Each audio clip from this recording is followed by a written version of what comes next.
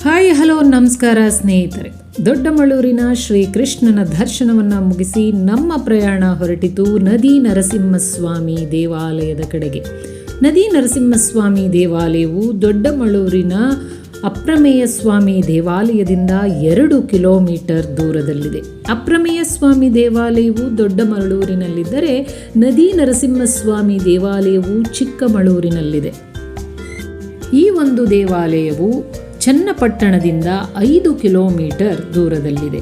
ಬೆಂಗಳೂರಿನಿಂದ ಅಥವಾ ಕರ್ನಾಟಕದ ಯಾವುದೇ ಮೂಲೆಯಿಂದ ನೀವು ಚನ್ನಪಟ್ಟಣವನ್ನು ತಲುಪಿ ಅಲ್ಲಿಂದ 5 ಕಿಲೋಮೀಟರ್ ದೂರದಲ್ಲಿರುವ ನದಿ ನರಸಿಂಹಸ್ವಾಮಿ ದೇವಾಲಯವನ್ನು ತಲುಪಬಹುದು.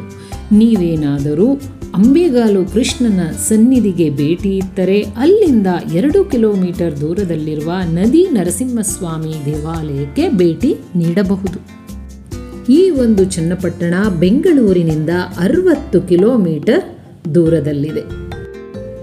ಊರಿನ ಹೊರಭಾಗದಲ್ಲಿ ತೋಟ ಗದ್ದೆಗಳ ನಡುವೆ ಪ್ರಕೃತಿಯ ಮಡಿಲಿನಲ್ಲಿರುವ ಈ ನದಿ ನರಸಿಂಹಸ್ವಾಮಿ ದೇವಾಲಯವು ನೋಡಲು ಬಹಳವೇ ಸುಂದರವಾಗಿದೆ.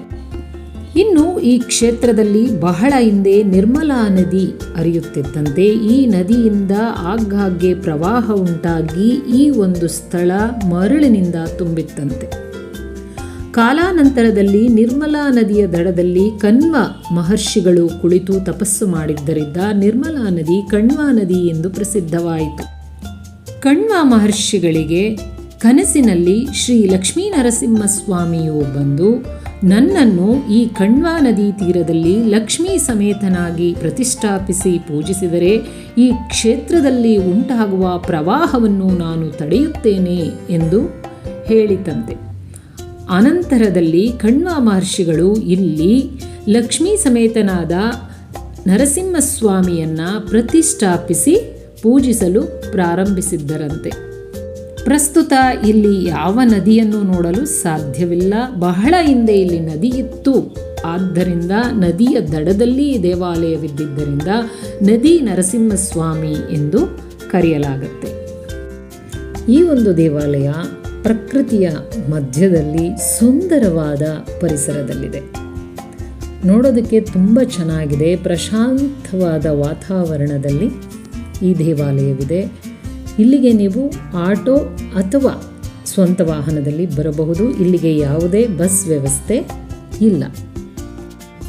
ಊರಿನ ಹೊರಭಾಗದಲ್ಲಿ ತೋಟಗಳ ಮಧ್ಯದಲ್ಲಿರುವ ಈ ದೇವಾಲಯವು ಬೆಳಿಗ್ಗೆ 8 ಗಂಟೆಗೆ ಓಪನ್ ಆದರೆ ಮಧ್ಯಾಹ್ನ 12:30 ತೆರೆದಿರುತ್ತೆ.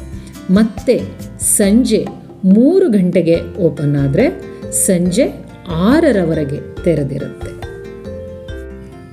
ಈ ದೇವಾಲಯದಲ್ಲಿ ಲಕ್ಷ್ಮೀ ನರಸಿಂಹಸ್ವಾಮಿಯ ತೊಡೆಯ ಮೇಲೆ ಲಕ್ಷ್ಮಿ ಆಸೀನಳಾಗಿದ್ದಾಳೆ. ಇಲ್ಲಿರುವ ಮೂರ್ತಿಯ ದರ್ಶನದಿಂದ ನಮ್ಮಲ್ಲಿರುವ ಕುಜದೋಷ ಹಲವಾರು ದೋಷಗಳು ಪರಿಹಾರವಾಗುತ್ತದೆ ಎನ್ನುವುದು ನಂಬಿಕೆ.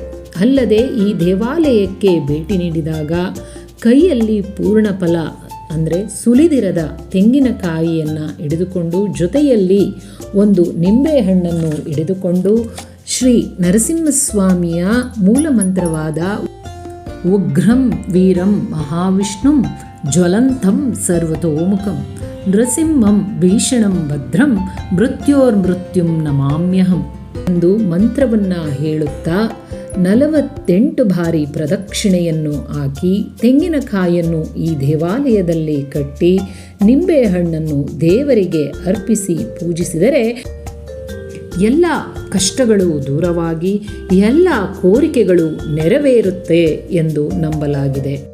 ಶ್ರೀಹರಿಯ ದಶಾವತಾರಗಳಲ್ಲಿ 4ನೆಯ ಅವತಾರವಾದ ನರಸಿಂಹಸ್ವಾಮಿಯ ದರ್ಶನವನ್ನು ಪಡೆದು ಕೃತಾರ್ಥರಾದವೆಂದು ಅಲ್ಲಿಂದ ನಮ್ಮ ಪ್ರಯಾಣ ಹೊರಟಿತು ನಮ್ಮ ಊರಿನ ಕಡೆಗೆ.